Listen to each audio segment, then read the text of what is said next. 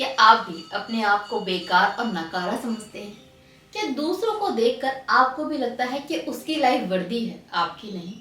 क्या आपको भी लगता है कि आप अपना जीवन बर्बाद कर रहे हैं, बेकार कर रहे हैं, आप यूजलेस हैं? अगर हाँ, तो चलिए आपके जीवन का मूल्य मैं समझाना चाहूंगी आज इस वीडियो में, इस कहानी के थ्रू। एक बार एक शहर में एक साधु महाराज आए हुए थे। वो दीन दुखियों की सेवा कर रहे थे। धीरे धीरे उनके बारे में चर्चाएं फैलने लगी। लोग बात करने लगे कि फलानी जगह पर साधु महाराज आए हैं, हर परेशानी का हल उनके पास में है। एंड लोग सुन सुनकर उनके पास आने लगे अपनी अपनी परेशानियों का हल निकालने के लिए। ऐसे में एक बड़ा दीन दुखी सा आदमी उन साधु महाराज के पास में आया एंड आते ही उनके चरणों में गिर गया कि महाराज, मैं बहुत गरीब हूँ, मुझ पर कुछ नहीं है, ऊपर वाले ने मुझे बेकार ही बनाया है, मेरे जीवन का कोई मूल्य नहीं है, मैं तो वक्त का खाना भी नहीं खा पाता, आप कुछ कीजिए, मेरी इस दीनहीन हालत में सुधार कीजिए, आपको प्रभु का वास्ता। इतना सब सुनकर साधु महाराज ने उसको उठाया बहुत प्यार से और उनके हाथ में एक नीले कलर का पत्थर दिया और कहा कि इसकी जो भी कीमत मिले रख लेना एंड तुम्हारा जीवन सुधर जाएगा इसकी कीमत से। उसने कहा ठीक है, धन्यवाद दिया और वो चला गया। उसे एक फल वाला मिला। उसने सोचा कि चलो इस पत्थर की कीमत फल वाले से लेता हूँ। वो फल वाले के पास में गया एंड वो पत्थर दिखाया नीले कलर का एंड पूछा कि इसकी कीमत क्या दोगे आप मुझे अगर मैं इसको बेचना चाहूँ तो। फल वाले ने उसको देखा, घुमाया फिराया, बोला ये कुछ नहीं, एक शीशे का पत्थर है जो शीशे का बना हुआ है इसलिए शाइन कर रहा है, इसकी बहुत ज्यादा कीमत नहीं है लेकिन बस सुंदर है देखने में क्योंकि शीशे का है, इसलिए मैं इसके 1000 रुपये तुम्हें दे दूंगा। अब वो बड़ा हैरान कि महाराज ने कहा था इसकी कीमत से तुम्हारी जिंदगी बदल जाएगी और 1000 रुपये में क्या होगा। वो थोड़ा उदास हुआ लेकिन वो पत्थर वापस ले लिया, उसने बेचा नहीं। उसने कहा ठीक है, कहीं और पूछेंगे। पत्थर लेकर वो अपने किसी जान पहचान वाले इंसान के पास में गया जो बर्तन बेचता था।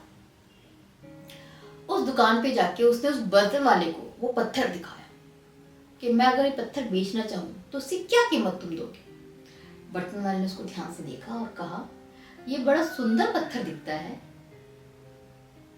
इसकी कुछ तो कीमत लग रही है, हालांकि मुझे पता नहीं है बट है बहुत सुंदर, इसके मैं तुम्हें 10,000 रुपीज दूंगा।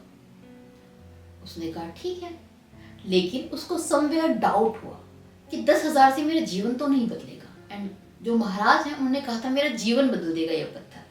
तो उसको समझ नहीं आई वो कीमत एंड उसने पत्थर वापस लिया और वहां से चला गया। फिर वो गया एक सुनार के पास। सुनार वाले को पत्थर दिखाया कि सुनार बताइए इस पत्थर की कीमत क्या है। सुनार ने उसको देखा बहुत गौर से और कहा ये बहुत कीमती पत्थर है, ये रेयर ही कहीं मिलता है, इस खूबसूरत पत्थर की, वैल्यूएबल पत्थर की मैं तुम्हें 1 लाख रुपए दे सकता हूँ। वो आदमी बहुत खुश हुआ क्योंकि 1 लाख सच में उसका जीवन बदल देता जिस जगह पर वो था, लेकिन उसके अंदर से नियत नहीं मानी। उसने कहा ठीक है, मैं दोबारा आपकी दुकान पर आऊंगा, अभी नहीं। उसने अपने पत्थर को लिया और दुकान से चला गया। वो एक कोशिश और करना चाहता था उस पत्थर की कीमत जानने के लिए, इसलिए अब वो फाइनली गया एक डायमंड बेचने वाले के पास, हीरे वाले के पास। उसे वो पत्थर दिखाया। कहते हैं ना, हीरे की कीमत तो सिर्फ जौहरी ही समझता है। उस जौहरी ने उस पत्थर को देखा, अपनी आंखों से लगाया, चूमा और कहा मैं अपनी पूरी प्रॉपर्टी भी अगर आपको दे दूंगा तो भी इस पत्थर की कीमत अदा नहीं कर पाऊंगा, ये बेशकीमती है, इसकी कोई कीमत नहीं है। अब उसको समझ नहीं आया कि इसको बेचूं या मैं रखूं, क्योंकि उसकी कोई कीमत है ही नहीं ना, वो बेशकीमती है, उसकी बेचने की इच्छा भी नहीं है, बिना बेचे तो काम भी नहीं चलेगा। उसे कुछ समझ नहीं आया, इसलिए वो दौड़ा दौड़ा गया उन्हीं स्वामी जी के पास और कहा महाराज ये बेशकीमती है, अब मैं क्या करूं। महाराज जी मुस्कुराए और बोले मैंने कहा था आपका जीवन बदल जाएगा, वो जीवन ये पत्थर नहीं बदलेगा, वो जीवन बदलेगा इस एहसास से, इस ज्ञान से कि आपका खुद का जीवन इतना ही बेशकीमती है जैसे ये पत्थर। ये पत्थर नहीं, ये तुम्हारा जीवन है, जीवन का स्वरूप है। तुम जिस जीवन को बेकार समझते हो, कि लायक नहीं है, तुम्हें पता ही नहीं कि तुम्हारी कीमत कितनी है। तुम्हारे जीवन की, तुम्हारी जिंदगी की कीमत उतनी ही है जितनी इस पत्थर की। कोई भी अपनी पूरी जिंदगी की प्रॉपर्टी देखकर आपके जीवन का मूल्य नहीं चुका सकता। इतना कीमती है तुम्हारा जीवन, एंड इस चीज का एहसास करके ही तुम्हारी जिंदगी बदलेगी, इस पत्थर को बेचकर नहीं। समझ में आया कि क्या हुआ इस कहानी में? दोस्तों, आपको बस यही समझना है। इस कहानी का सार अगर आपको समझ में आ गया ना, तो समझ लीजिए कि आपको समझ में आ गया आप हैं क्यों। अच्छा, एक बात बताइए मुझे, अंबानी, मुकेश अंबानी अगर आपसे ये बोले कि भाई अपने 2 हाथ मुझे दो, मुंह मांगी कीमत लो, क्या दोगे? नहीं दोगे ना। ये लाइनें आपने बहुत बार सुनी होंगी, घिसी पिटी हैं, बट यकीन मानिए जो वैल्यूएबल चीजें होती है ना, वो अक्सर बार बार हमसे टकराती है, हम समझ नहीं पाते। ये वही ज्ञान है जिसको आप समझ नहीं पाए हैं, आप अपने हाथ नहीं देंगे।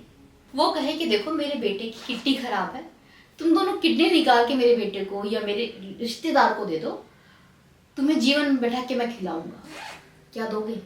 नहीं दोगे ना। मुंह मांगी कीमत तुम्हें मिल रही है, तब भी नहीं दोगे। क्यों?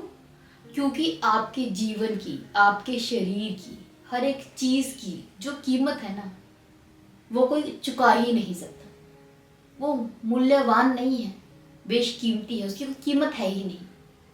वो चीज है आपके पास, वो शरीर है, वो जीवन है आपके पास, जिसे आप हर वक्त कोसते रहते हो, जिसे आप नकारा समझते हो, जिसे आप बेकार समझते हो।